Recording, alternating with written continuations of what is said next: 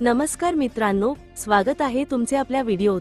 भारत विरुद्ध ऑस्ट्रेलिया यांच्यात चौथा कसोटी सामना मेलबर्न येथील मैदानावर खेळला जाणार आहे।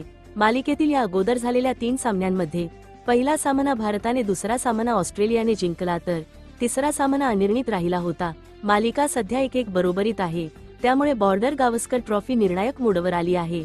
भारतासाठी चॅम्पियन्स ट्रॉफीचे फायनल गाठण्यासाठी हा कसोटी महत्त्वाचा आहे।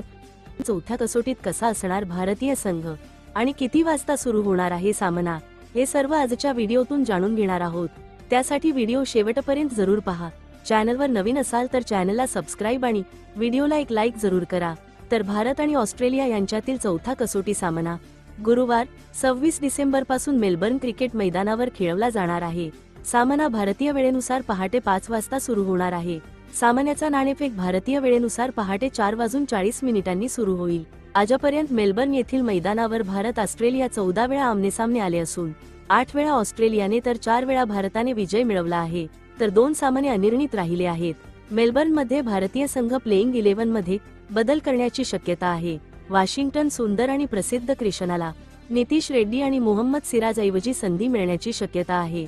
तर असा असेल भारतीय प्लेइंग 11 संघ: यशस्वी जयस्वाल, के. राहुल, शुभमन गिल, विराट कोहली, रोहित शर्मा, कर्णधार ऋषभ पंत, विकेटकीपर रवींद्र जडेजा, वॉशिंग्टन सुंदर, नितीश रेड्डी किंवा मोहम्मद सिराज, आकाशदीप आणि जसप्रीत बुमराह।